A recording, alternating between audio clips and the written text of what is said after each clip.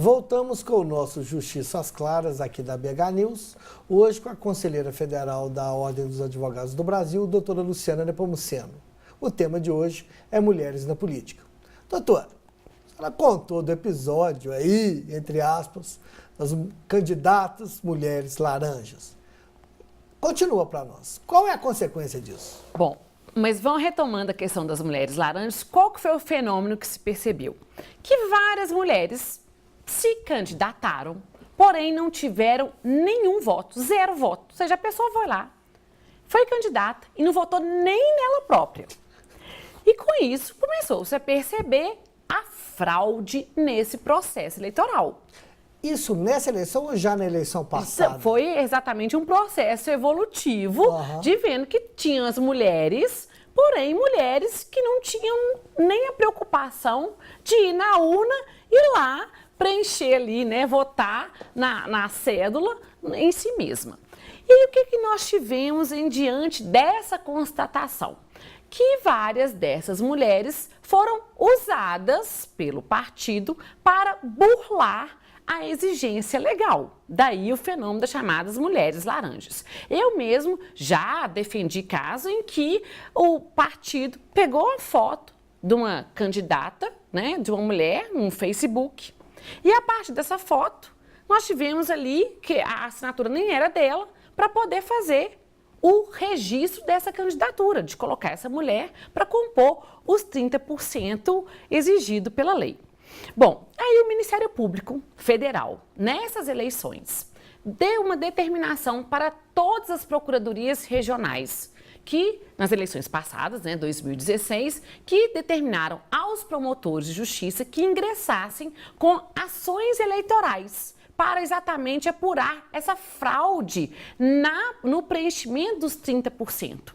E o que acontece? Várias dessas ações ainda estão em trâmite, várias ações ainda estão sendo julgadas pela Justiça Eleitoral e vão, né, desembocar todas fatalmente no TSE. Sim. Essas ações, elas buscam o quê? Exatamente a cassação do mandato. E aí que é o curioso. Casse o mandato de quem? Não vai ser o da mulher. Porque ela não foi eleita. Exatamente. A vulga mulher laranja, aquela que teve a candidatura fictícia, ela, na verdade, não foi eleita. Porque a preocupação, quando ela tem 0 voto, pouquíssimos votos. Eu vi um precedente outro dia que a mulher teve 5 votos. E ainda foi motivo dessas ações do Ministério Público. Então, o candidato masculino, ou seja, o homem que foi o eleito, porém, ele só teve a viabilidade da candidatura porque o partido ou coligação apresentou uma listagem fictícia com a candidatura feminina, o quê? Fictícia. Fraudulenta. Com isso, o resultado dessa ação, caso o juiz lá da zona eleitoral julgue procedente a ação do Ministério Público, é exatamente o quê? Cassar o mandato e anular os votos de quem? Daqueles candidatos homens eleitos. Então vamos lá para explicar para o nosso telespectador. Quem pode ser cassado? São todos? As ações são ajuizadas contra todos os que foram eleitos e também contra os suplentes. Por quê? Porque entende-se que toda a chapa, ela é contaminada. Então, toda aquela lista que lá no início do processo eleitoral, o partido apresentou a justiça eleitoral para ela ser registrada, ela cai. E cai por quê? Porque toda ela foi contaminada, porque ele só foi possível o registro porque eu tinha 30% da cota de gênero preenchido. Então, eu tinha os 30% da mulher.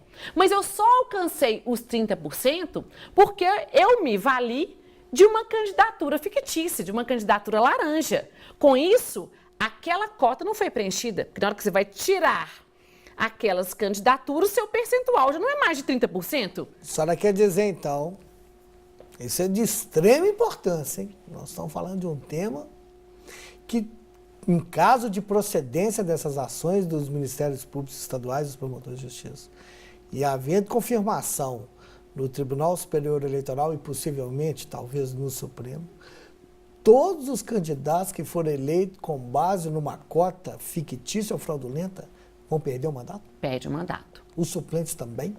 Os suplentes não têm mandato, né? Os suplentes, eles não têm mandato, mas eles também seriam alcançados por essa são alcançados pelos efeitos daquela condenação. É seríssimo. É seríssimo, é uma questão muito séria. É uma questão muito séria porque isso inclusive é alegado como defesa em vários dos processos eleitorais, que esses homens, eles estariam de boa fé. Sim.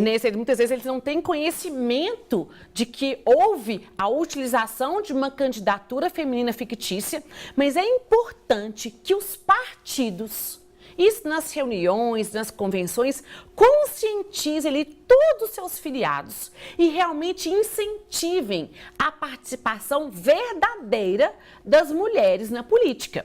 Porque ali o homem às vezes está sendo penalizado e ele não teve nada a ver com a participação fraudulenta daquela candidatura fictícia feminina. E aqui a gente tem que chamar a atenção mais um ponto. É louvável a iniciativa do Ministério Público, porém, a gente tem que ressalvar que o fato de uma mulher ter 0 voto não implica por si só em fraude ou em abuso. Explica isso. Por quê? É comum isso aí, a gente vai pegar nessas pequenas cidades, que as mulheres, a gente sabe disso. Uma mulher hoje, para sair candidata, ela tem que ser uma super mulher, porque ela tem que enfrentar o obstáculo familiar, porque ela começa a sair de casa e fazer campanha. Sim. Essa campanha feminina não é fácil. Por que não é fácil? Porque os partidos priorizam as candidaturas masculinas em detrimento das candidaturas femininas. Muitas vezes a mulher tem que pagar do próprio bolso para fazer a sua campanha. Muitos homens têm carro, santinho, e as mulheres não, fazem campanha a pé, fazem campanha com o próprio recurso. Inclusive, nós temos um problema hoje de ações também ministeriais, de tempo das inserções partidárias. Naquelas inserções que os partidos têm, tem que ter um tempo destinado ao fomento da participação feminina. E esse tempo, que é 20%, não está sendo observado pelos partidos, que é o tempo que seria destinado o quê? A divulgação da candidatura feminina, da participação feminina na política. E não está sendo nem sequer observado isso. Imagina quando a mulher ela está numa campanha. É lógico que os partidos eles preferem investir naquele candidato homem que terá mais viabilidade do que uma mulher. E com isso, então, a mulher, quando realmente ela quer ser candidata, ela tem que enfrentar ali um longo e árduo caminho. E às vezes ela começa a sofrer uma pressão dentro da própria casa, né? A cobrança do marido, os próprios filhos. O marido fala, é uma questão até que a gente falou lá no início, questão cultural, sim, né? Da cultura patriarcal que a mulher tem que estar dentro de casa. E de repente está lá ali pedindo voto para a família, para o colega, na rua, o corpo a corpo. É complicado. Então essa mulher, muitas vezes, ela desiste de fazer a campanha e esquece de formalizar perante a justiça eleitoral essa desistência, de falar assim, olha, eu não quero mais ser candidata. E com isso ela abandona a campanha e chega na urna e não vota nem em si própria.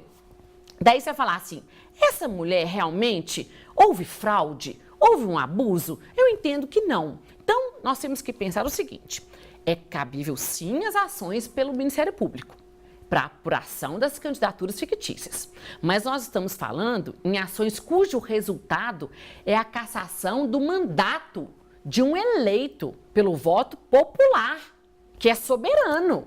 Então, entendo que para esse julgamento de procedência, nós não podemos partir de uma presunção de que o 0 voto significa por si só, repito, fraude. Tem que ter prova ali, inconteste, de que essa mulher não queria de jeito nenhum. É igual o exemplo que eu dei anteriormente. Ah, não, eu não queria, porque pegaram a minha foto, eu nunca quis ser, e ali colocaram aquela mulher ali de forma realmente contra a vontade dela. Entendo.